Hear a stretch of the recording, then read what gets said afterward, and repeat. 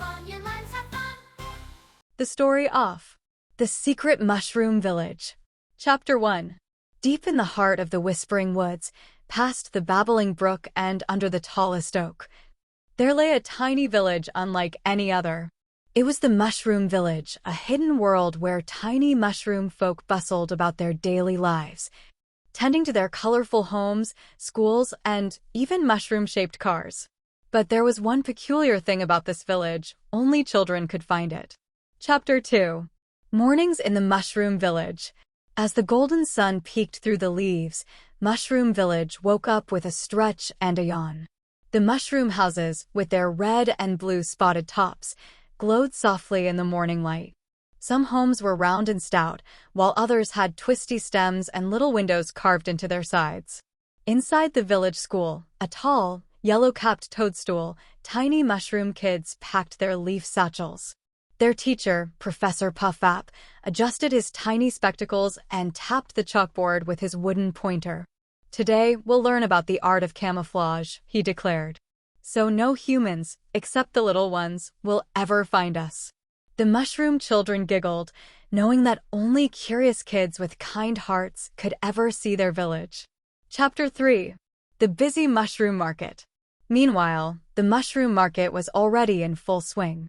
Vendors stood behind wooden carts, their tiny mushroom hands offering fresh honeydew drops, roasted acorn bits, and glowing firefly lanterns. At Sprout and Son's general store, a long line of mushroom folk waited for their turn to buy goods like button-leaf hats, raindrop tea, and marshmallow fluff. At the mushroom mechanic shop, Fix-It Fungi, the village's finest engineer, was tuning up a squishy mushroom car. These weren't ordinary cars. They had soft, bouncy wheels made of dandelion puffs and ran on dewdrop fuel.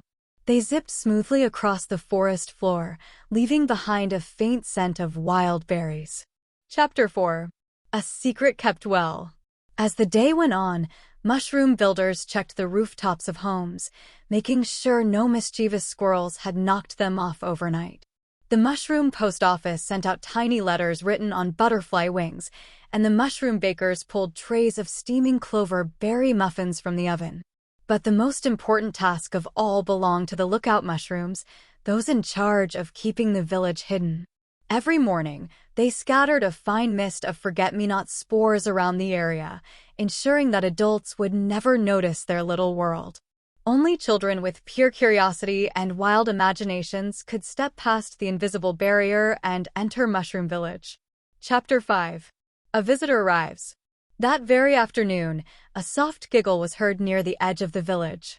A small human child, no older than 7, peeked through the bushes with wide eyes. A group of young mushroom kids gasped. "A human child," they whispered. But Professor Puff-App simply smiled. Do not fear. She has the eyes to see." The little girl, named Lila, stepped forward, her heart pounding with excitement. "This place is amazing," she whispered. The mushroom folk cheered, knowing they had made a new friend. They let her ride in a bouncing mushroom car, taste the clover berry muffins, and even ring the school bell. But before the sun set, she had to leave. "Will I ever find you again?" Lila asked, her eyes full of wonder. "If your heart stays curious and your dreams stay big, then yes," Professor Puff-App chuckled. "We'll always be here, waiting for the next child who dares to believe." And with that, the mushroom folk waved goodbye, knowing that their secret was safe for another day. The end.